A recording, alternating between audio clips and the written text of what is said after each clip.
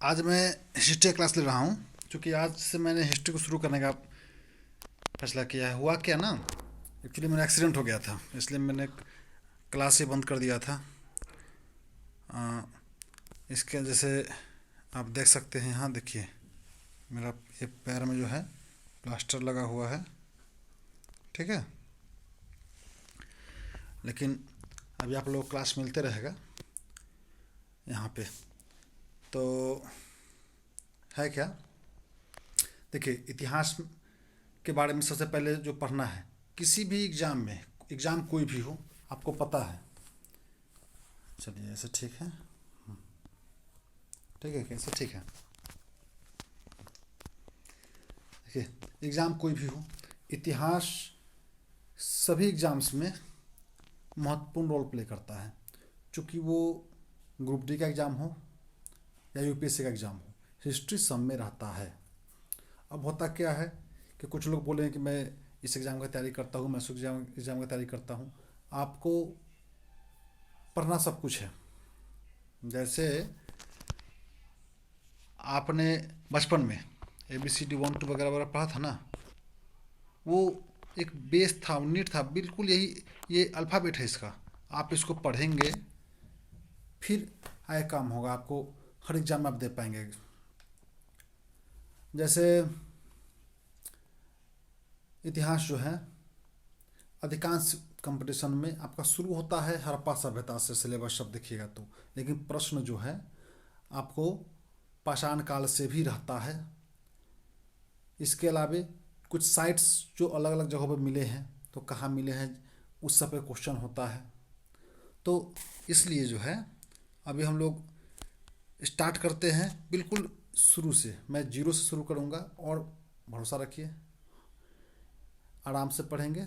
जैसे अभी तो एक्चुअली क्या है कि स्टोरी बनाने लायक ये सब है नहीं। आगे जैसे मैं जो ही पढ़ाऊँगा, जब राजाओं का दौर आएगा तो मैं सबको सर एक दूसरे से जोड़ के प्रयास करूँगा कि मैं उसको एक स्टोरी बना दूँ, ठीक है। तो इतिहास की बात आती है, इतिहास कहते किसको है? अतीत का अध्ययन इतिहास कहता है। सीधी बात है कि जो चीज़ें बीत गई हैं वो इतिहास हो गया, ठीक। जैसे बोलते हैं ना, हम अपनी मोहब्बत का नया इतिहास लिखेंगे। तो क्या है, आज किए कल होके उसका चर्चा होगा तो वो इतिहास हो गया। कहा गया है बहुत बार, आप देखिए तो बोला जाएगा कि क्रमबद्ध अध्ययन को इतिहास कहते हैं, बीते हुए काल के क्रमबद्ध अध्ययन को। जो भी हो, ये आपसे पूछना तो है नहीं एग्जाम में, तो ये ध्यान रखिए कि अतीत का अध्ययन जो है वही इतिहास है। इतिहास के जनक हेरोडोटस है। और भारत हेरोडोटस को इतिहास जनक कहते क्यों है? क्योंकि हेरोडोटस जो है उन्होंने हिस्टोरिका नामक बुक लिखा था। और हिस्टोरिका नामक बुक जो है इतिहास की पहली किताब मानी जाती है, इसीलिए इनको इतिहास का जनक माना जाता है। उसी तरह से कनिंघम जी को भारतीय पुरातत्व का जनक कहा जाता है, क्योंकि सबसे पहले पुरातात्विक जो हम लोग के साइट थे हड़प्पा में जो मिला था, उसका सर्वेक्षण इन्होंने ही किया था। आर्कियोलॉजिकल सोसाइटी ऑफ इंडिया की स्थापना भी इन्होंने ही किया था, इसीलिए इनको माना जाता है कनिंघम जी को भारतीय पुरातत्व का जनक, ठीक है। ये आपका यहाँ है, देखिए भारतीय पुरातत्व के जनक के बारे में आपका यहाँ ये हो गया। अब जो है हम इतिहास को कितने भाग में बांटते हैं? जैसे अब यहाँ से इतिहास आता है तो इतिहास को हम लोग कितने भाग में बांटते हैं? देखिए इतिहास को हम लोग 3 भाग में बांटते हैं। आप लोग सुनते होंगे प्राचीन इतिहास, मध्यकालीन इतिहास, आधुनिक इतिहास।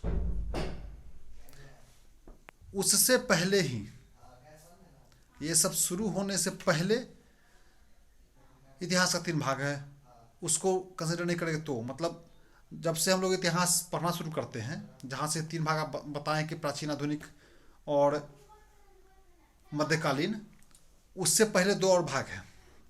इसको हम अपनी अध्ययन के लिए जो भी साधन उपलब्ध है उसके अनुसार इसको बांटते हैं। पहला उसमें आता है प्रागैतिहासिक काल, दूसरा आता है आद्य ऐतिहासिक और तीसरा ऐतिहासिक। जो इतिहास पढ़ते हैं वो ऐतिहासिक होता है। इससे पहले इसको बोलते हैं प्रोटो हिस्ट्री, मतलब इतिहास से पहले का चीज़। तो क्या है, जैसे प्रागैतिहासिक काल का अध्ययन का स्रोत क्या है, इसके आधार पर इसको बांटते हैं। तो अध्ययन का स्रोत उस समय जो है, लोग जो हमारे मानव थे, ये 12 लाख से लेके 12 लाख ईसा पूर्व से लेके 15,000 ईसा पूर्व तक का सब कुछ उसी में आएगा। तो होता क्या है कि उस समय का मानव की शुरुआत जो हुई है, होमोसेपियंस बना, वहाँ से लेके और फिर धीरे धीरे वो खानाबदोश थे, खाद्य संग्राहक खानाबदोश कहते हैं उसको, ठीक है ना। तो जैसे आपका एनसीईआरटी 6 क्लास में देता है, तो उसमें देता है कि मानव खानाबदोश और खाद्य संग्राहक थे, प्राचीन मानव। तो खानाबदोश और खाद्य संग्राहक का थे, वो जो मिलता था खा लेते थे, जो हुआ कर लेते थे, और लिखना पढ़ना कुछ आता नहीं था, तो साक्ष्य उनके लिए कुछ ज़्यादा नहीं है। तो साक्ष्य में जो है उनके द्वारा छोड़ा गया अवशेष है, उसको पुरातात्विक अवशेष बोलते हैं, पुरातात्विक अवशेष बोलते हैं। तो ये पूरे काल में पहला जो आपका जो है प्रागैतिहासिक काल, इसमें पुरातात्विक अवशेष ही मिला है इसमें, ठीक। और बाद में आता है ये आद्य ऐतिहासिक काल। तो आद्य ऐतिहासिक काल में लिख के तो गया है, लेकिन उसको पढ़ना मुश्किल है, ठीक है। वो ऐसा लिखा है कि उसको पढ़ना संभव नहीं है, कोई पढ़ नहीं पाता है। तो जो पढ़ नहीं पाया उसका ये हो गया आद्य ऐतिहासिक काल, जिसमें लिखा हो पढ़ा नहीं जाए। और तीसरा है जिसमें लिखा हुआ पढ़ा जा रहा है, लिखा भी और पढ़ा भी जा रहा है, वो होता है ऐतिहासिक काल, जिसमें कि आपको प्राचीन, मध्यकालीन, आधुनिक, समकालीन सब कुछ है। तो प्रागैतिहासिक काल जो है, इसको भी हम लोग 4 भाग में बांटते हैं, ठीक है। पूरा पाषाण काल, मध्य पाषाण काल और नव पाषाण काल, और इसके अलावा ताम्र पाषाण काल होता है, ठीक है ना, चिलकोलिथ। तो पूरा पाषाण काल जो है, इस सभी को जो प्रागैतिहासिक ऐतिहासिक काल है, इसको प्रस्तर युग भी बोलते हैं, क्योंकि इस पूरे काल में मानव पत्थरों का इस्तेमाल हथियार के रूप में करता था, अपनी आजीविका चलाने के लिए पत्थरों पर निर्भर था। मतलब पत्थर है तो पत्थर से मार के जानवर को मार दिया, उसी को खाया, यही था। पूरा पाषाण काल में आग की खोज हो गई थी, सबसे पहला काल जो था पूरा पाषाण, आग की खोज यहीं पर हो गई थी। शुरू में मानव असल में जो है वो पूरा पाषाण काल में आपको देखिएगा कि वो ये नहीं करते थे कि आग से जलाकर खाते नहीं थे, पका हुआ भोजन नहीं करते थे, लेकिन आग उनकी सुरक्षा का साधन था, वो सुरक्षा के लिए आग का इस्तेमाल करते थे। इसके अलावा मध्य पाषाण काल में अंत्योष्टि की शुरुआत हुई थी, उन्होंने अपने जलाना दफनाना ये सब शुरू कर दिया था। कृषि और पशुपालन का भी कुछ साक्ष्य मध्य पाषाण काल में मिला है, लेकिन वो संगठित रूप से, सिस्टमैटिक रूप से नहीं है। नव पाषाण काल में सिस्टमैटिक रूप से कृषि का साक्ष्य मिला है, ठीक है। कृथ्र और पहाड़ियों के बीच में जो है ना, सुलेमान और कृथ्र पहाड़ी के बीच में मिला है। तो इसीलिए नव पाषाण काल को ही कृषि का माना जाता है, कृषि की शुरुआत नव पाषाण काल में हुई थी। लेकिन अगर ये पूछता है कि प्रथम साक्ष्य कब मिला था, तब मध्य पाषाण काल लिख दीजिएगा। ताम्र पाषाण काल को चिलकोलिथ भी कहते हैं, चूँकि इसमें क्या हुआ था कि पत्थर के साथ तांबा का भी सीख गया था। तो प्रश्न भी आता है कि मानव सबसे पहले किस धातु से फैमिलियर हुआ था, तो तांबा से हुआ था, ठीक है। लोहा वगैरह बाद में आता है, तांबा से होता है, तांबा के बाद जो है वो टीन से हो जाता है, ठीक है। अच्छा, आगे आता है एक आद्य ऐतिहासिक काल। आद्य ऐतिहासिक काल में है जिसमें लिखा हुआ तो हमारे पास है। पहला तो जो है पुरातात्विक जो है वो तो सबके पास ये है, जो आर्कियोलॉजिकल जो कोई भी अवशेष है वहाँ पे, जो उस समय लोगों ने यूज किया था, जैसे उस समय का बर्तन हो गया, सिक्का हो गया, पत्थर का हथियार हो गया, जो भी है वो सब तो सब तीनों काल में है। लेकिन इस काल में जो आद्य ऐतिहासिक काल है, इसमें जो लिखा हुआ तो है, जैसे सिंधु सभ्यता हो गया, उसमें कांसा मिल रहा था, ये मैंने इसलिए यहाँ डाल दिया है कि इसको, और ये हड़प्पा सभ्यता सिंधु सभ्यता को ही बोलते हैं। इसमें कांसा डालने के पीछे क्या कारण बताते हैं आपको। असल में इसका जो है कई तरह से बंटवारा हुआ है, आगे आप बताऊंगा मैं आपको। तो उसमें है कि इसको असल में इस्तेमाल होने वाले धातुओं के आधार पे भी इसको बांटा गया है। तो उसमें कहा गया है कि ये पूरा प्रागैतिहासिक काल जो है, इसको बोला गया है, पूरे प्रागैतिहासिक काल को बोला गया है इसको तीनों को युग कहा गया था, और इसको बोला गया है पाषाण युग, क्योंकि पत्थरों का इस्तेमाल था।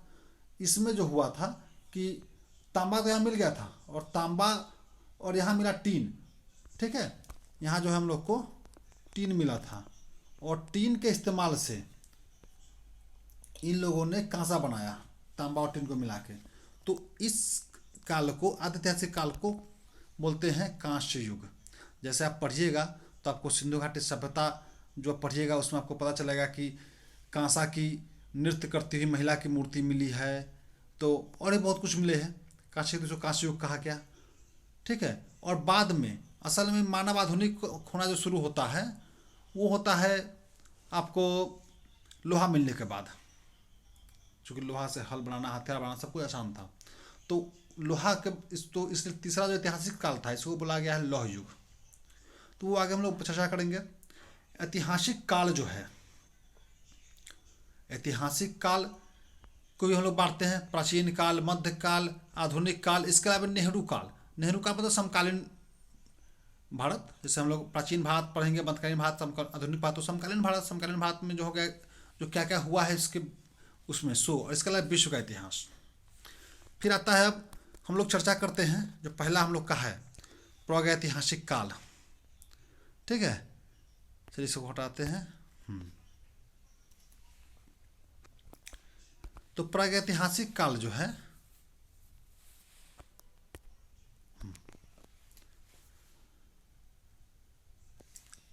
प्रागैतिहासिक काल में आप जो देखिएगा, देखिए 7000 बीसी में, बीसी मतलब क्या हो गया, बिफोर क्राइस्ट, और एक होता है एडी, एनोडोमनी। एनोडोमनी का मतलब होता है ईसा का जन्म, और बिफोर क्राइस्ट होता है ईसा के जन्म से पूर्व। बहुत सारे जगहों पे, चूँकि शुरू में सब ईसाई धर्म वाले लोग ज़्यादा पढ़े लिखे थे तो उन्होंने अपने नाम पे शुरू किया। ये कैलेंडर जो है ग्रेगोरियन कैलेंडर बोला जाता है, पोप ग्रेगोरियन ने शुरू किया था। उसके बाद जो है धीरे धीरे अब देखिए कि एक नया भी सिस्टम शुरू हुआ, उसको बोलते हैं, जैसे बीसी की जगह पर लिखते हैं बीसी, बीसी की जगह पे लिखते हैं बीसीई मतलब बिफोर कॉमन एरा, और जो एडी लिखते हैं उसके जगह पर लिखते हैं सीई मतलब कॉमन एरा, ठीक है। तो अब जो है सुलेमान और कृष्ण पहाड़ी के बीच में जो है कृषि शुरू हुआ था। प्रश्न से आता है पहला पालतू पशु कौन था, तो पहला पालतू पशु कुत्ता था। पहली कृषि जो है, सबसे पहले कृषि का साक्ष्य मिला है जौ का, ईरान में। अभी तक आप पढ़ते आइएगा क्योंकि ऑप्शन में मेहरगढ़ रहता है। अब मेहरगढ़ अगर आता है और वहाँ पर ईरान का चर्चा नहीं है तो मेहरगढ़ मानेंगे, क्योंकि अभी तक हम लोग मेहरगढ़ मानते आए थे जो कि पाकिस्तान में भी चला गया है, ठीक है, वो किर्थ और सुलेमान पहाड़ी के बीच में। लेकिन अभी जो पता चला है उससे पता चला है कि जौ सबसे पहले ईरान में हुआ है, और मेहरगढ़ में गेहूं हुआ है सबसे पहले। याद रखिएगा गेहूं का सबसे पहला साक्ष्य मेहरगढ़ में, और चावल का पहला साक्ष्य जो है कोल्डिवा में मिला है। कोल्डिवा यूपी में है। साइट्स पूछता है कि कहाँ पे है, इसको ध्यान रखना है। कोल्डिवा यूपी में है। लेकिन अभी जो नया खोज हुआ है वो कहता है कि सबसे पहला कृषि जो है वो लेहुरा देव में हुआ था। क्योंकि देखिए ये सारा जो है ये सब 700 बीसी में है, ये सब जो है 700 बीसी है। लेकिन लेहुरा देव में जो कृषि हुआ है वो 700 बोल रहे हैं, ये 7000 बीसी है, ठीक है। जबकि जो लेहुरा देव में कृषि हुआ है वो 8000 बीसी में हुआ। तो अगर ऑप्शन में लेहुरा देव आता है तो लेहुरा देव का नाम दीजिएगा। और लेहुरा देव में किस चीज़ का साक्ष्य मिला था, तो चावल का साक्ष्य मिला था। इसलिए अगर चावल का पूछता है तो लेहुरा देव मारिएगा। प्रथम कृषि पूछता है तो लेहुरा देव मारिएगा। सब चावल नहीं मिला, यहाँ पे भूसी मिला है, तो चावल का भूसी मिलेगा मतलब एक चावल की खेती वहाँ होता था। अगर तो ये याद रखिएगा, ये दोनों चूँकि नया खोज है ये तो कॉम्प्लिकेशन हो सकता है। इसके अलावे आपको प्रागैतिहासिक काल में सब मिले हैं बहुत बड़े बड़े। तो ये कब मिला है, ये मिला आपको नवपाषाण काल में। मध्य पाषाण काल में जो है अंत्येष्टि शुरू हो गया था, लेकिन बड़ा सब नहीं मिलता था। इसको मेगालिथ बोलते हैं। प्रश्न में पूछता है मेगालिथ से क्या समझते हैं, तो भी विशाल सब जो है, ठीक है ना, मानव के अवशेष हड्डी या लाश के रूप में जो भी था उसको बोला गया था मेगालिथ। नवपाषाण काल में मिला है। अच्छा, एक और चीज़, मेहरगढ़ जो है वहाँ इतिहास के तीनों कालखंड में था, प्रागैतिहासिक काल के। ठीक है, ये प्रश्न से पूछा था सबसे लंबा कहाँ पर रहा है तो आप मेहरगढ़ दे दीजिएगा। इस देखिए यहाँ पर मैंने स्पष्ट कर दिया है कि कृषि के साक्ष्य जो है मध्य पाषाण काल से ही मिलने लगे हैं, लेकिन व्यवस्थित कृषि नव पाषाण काल से हुआ है। ठीक है। अच्छा, अब जो है मध्य पाषाण काल में क्या क्या है तो देखिए, दमदमा यूपी में है, वहाँ से हम लोग को लाश मिला है, शव मिला है सबसे पहला, और पशु होने का साक्ष्य भी दमदमा से मिला है। मध्य महदहा यूपी में है, वहाँ से हड्डी के औजार और आभूषण मिले हैं। इससे प्रश्न पूछता है कि महदहा से क्या मिला है, तो आपको पता ना होगा कि हड्डियों का औजार मिला है, कभी का आभूषण रहता है, ऑप्शन होता है आभूषण देना होगा। सबसे पहला पशुपालन कहाँ मिला है? आदमगढ़ में, एमपी, आजमगढ़ नहीं, आजमगढ़ यूपी में है, ये एमपी का आदमगढ़, यहाँ पे सबसे पहला पशुपालन का साक्ष्य मिला है। ठीक है। अच्छा, एक और चीज़ जो है, इतिहास को लिखित साक्ष्य के आधार पर बांटने वाला जो था वो जॉन ब्रूस था। अभी मैंने आपको बताया ना कि लिखित साक्ष्य के आधार पर लोग बांटते हैं प्रागैतिहासिक काल। जैसे मैं आपको बताता हूँ यहाँ पे, देखिए मैं बताया था आपको कि प्रागैतिहासिक काल, आद्य ऐतिहासिक काल, ऐतिहासिक काल, तो इसको किसने बांटा? तो वो जॉन ब्रूस थे जिन्होंने ये बंटवारा किया था। ठीक। और इसके अलावे ये देख लीजिए, जॉनसन कहाँ है? जॉनसन जी है ना, हाँ, क्रिश्चियन जॉन जॉनसन, इन्होंने त्रियुगीन विभाजन किया था, जो मैंने आपको बताया ना कि त्रियुगीन विभाजन क्या था। तो इसको युगीन, त्रियुगीन विभाजन इसलिए बोलते हैं कि 3 युग उन्होंने बनाया था। तीन युग में क्या क्या था आपको? तो वो था वही पाषाण युग और कांस्य युग, लौह युग। ठीक है। चलिए, इसके आगे जो है फिर हम लोग कल बात करते हैं, ज़्यादा कुछ नहीं है, क्योंकि ज़्यादा लंबा करने से फ़ायदा नहीं होता है। ओके।